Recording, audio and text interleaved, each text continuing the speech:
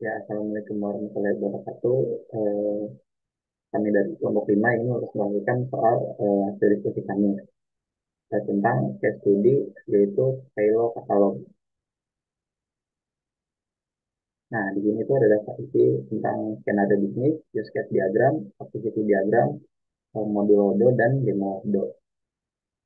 Berikutnya ada skenario bisnis, yang dimana Silo katalog ini merupakan satu brand yang bergerak di dunia fashion yang didirikan pada tahun 2021 dengan nama deadlogic.co, kemudian melakukan rebranding pada tahun 2023. Silo katalog menjual produknya dengan model bisnis to customer, di mana Silo memproduksi baju kemudian menjualnya kepada konsumen secara online.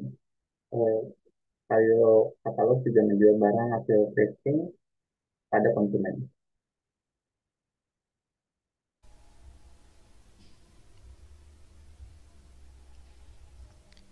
Ya, di sini saya Ganino Raffi. Di sini saya akan menjelaskan terkait use case diagram dan activity diagram. Di sini ada use case diagram dari Kailo Katalog, yang dimana di sini ada dua aktor yaitu pembeli dan penjual. Pembeli dapat melakukan aktivitas register, login, cek katalog, cek produk, dan logout. Selanjutnya, jika pembeli ingin melakukan register ataupun cek katalog dan produk itu bisa secara langsung, tetapi jika pembeli ingin melakukan order, pembeli diharuskan melakukan login yang sudah disimbolkan dengan simbol include. Dan jika pembeli ingin melakukan order, uh, pembeli harus melakukan login dan mengakses menu produk. Selanjutnya di aktor penjual, penjual bisa melakukan aktivitas login, edit produk, edit katalog, dan logout.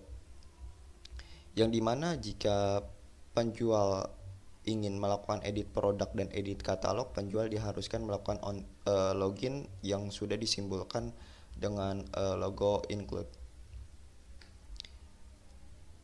Selanjutnya di sini terdapat activity diagram.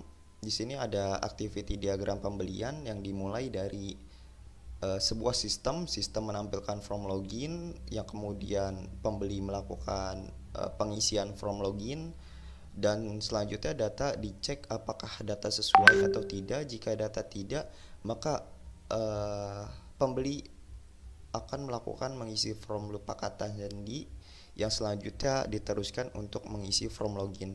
Jika data sesuai, maka sistem akan menampilkan halaman awal dan kemudian uh, dapat dilanjut dengan menampilkan halaman produk. Selanjutnya, pembeli dapat memilih dan mengorder produk, dan sistem akan menampilkan notifikasi order masuk, yang selanjutnya dilanjutkan kepada penjual. Di sini penjual dapat menerima order masuk, yang kemudian order tersebut akan diproses oleh sistem dan order dapat dikirim. Selanjutnya di sini ada activity diagram kelola produk. Di kelola produk di sini dimulai dari sebuah sistem menampilkan form login, kemudian penjual mengisi form login dan akan dicek apakah data sesuai atau tidak. Jika data tidak, maka penjual dapat mengisi form lupa kata sandi dan kemudian akan diteruskan mengisi form login kembali. Jika data sesuai, maka sistem menampilkan halaman awal dan dapat dilanjut menampilkan halaman produk, yang kemudian penjual dapat melakukan edit produk, dan kemudian sistem akan memperbarui produk dan disimpan. Yang kemudian sistem juga akan menampilkan sebuah produk baru yang sudah diedit oleh penjual sebelumnya. Berikutnya ada modul Odo, yang dimana satu ada modul inventory atau stok persediaan, yang kedua ada model purchase atau pembelian, yang ketiga modul manufaktur atau produksi, keempat modul penjualan, kelima modul ekspor atau e-commerce, dan yang keenam modul CRM. Di sini Saya akan menjelaskan terkait konfigurasi user. Di sini ada beberapa user.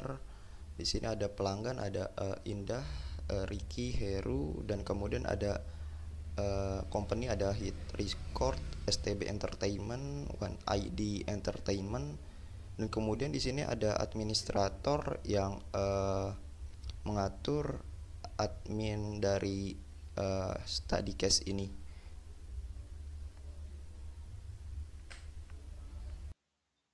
Pada modul persediaan, terdapat 4 proses bisnis yang sedang berjalan. Pertama ada proses penerimaan, kedua ada order pengiriman, ketiga ada return, keempat ada produksi. Pada proses penerimaan, terdapat satu proses di mana supplier mengirimkan pesanan yang kita minta.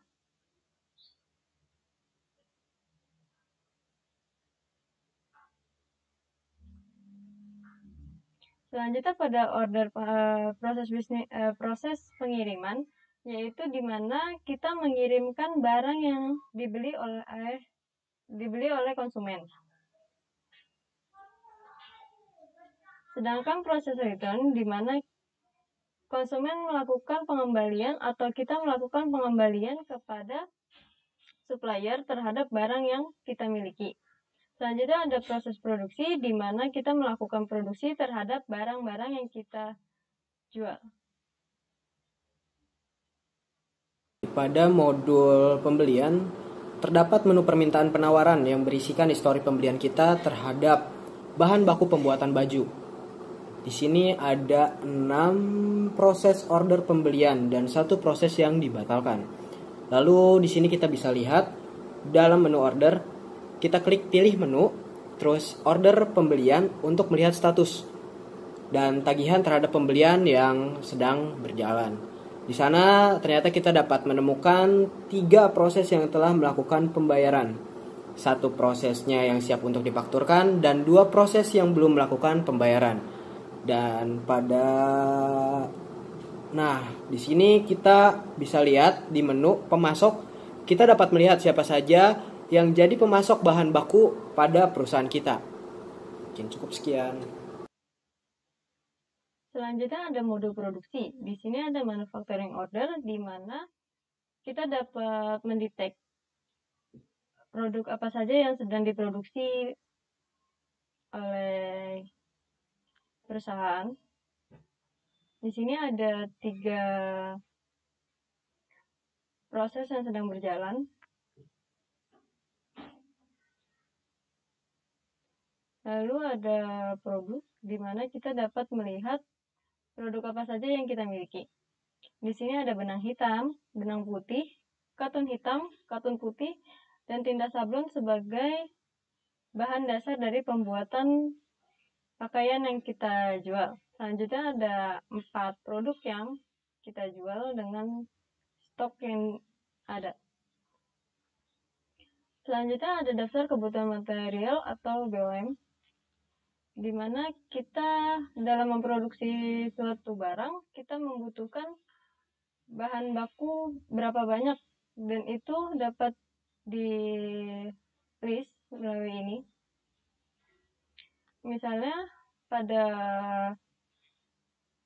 baju kode MDS 01 warna hitam membutuhkan katun hitam membutuhkan 1 katun hitam, 1 benang hitam, dan tinta sablon yang ditulis 1.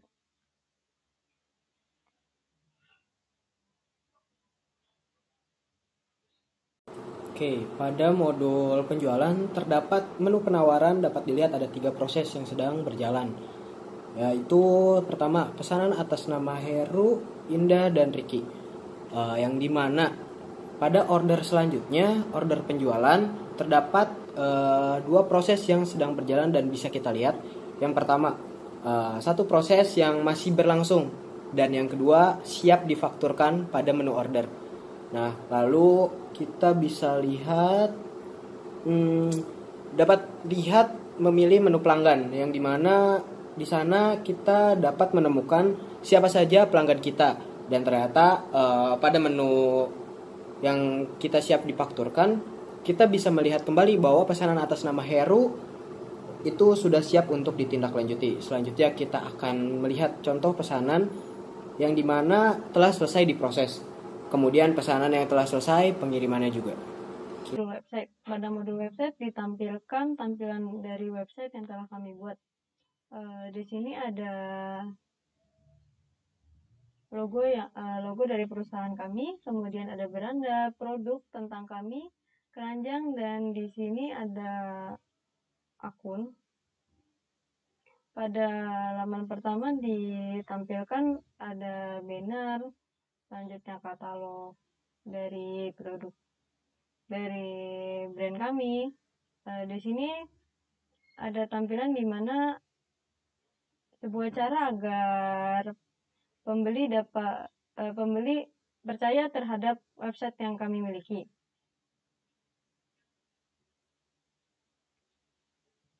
Nah, ketika kita menekan button belanja sekarang, ini akan direct kepada laman produk yang ada di sini.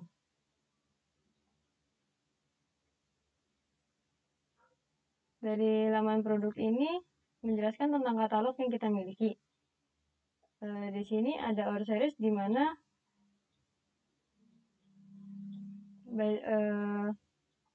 yang dijual adalah produk yang kami buat, yang perusahaan buat sendiri.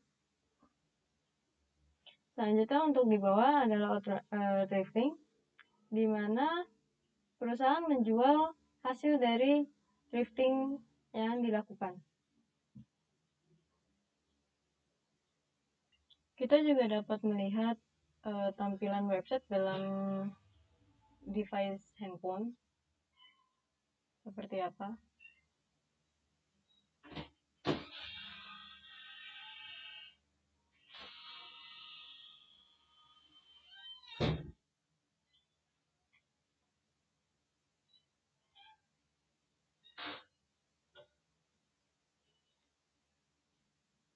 Di sini saya Gani Nur Raffi akan menjelaskan tentang modul CRM. Di CRM ini ada beberapa fase. Di sini ada baru, terkualifikasi, kemudian ada proposisi, dan yang terakhir ada berhasil.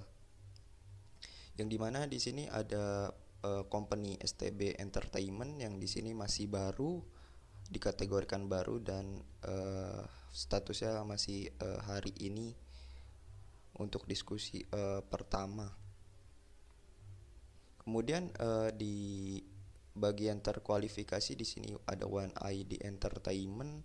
Di sini untuk statusnya yaitu sudah direncanakan. Dan kemudian di yang terakhir ada di bagian berhasil, di sini ada hit record yang statusnya sudah direncanakan. Mungkin cukup sekian dari kelompok kami, kurang lebihnya mohon dimaafkan.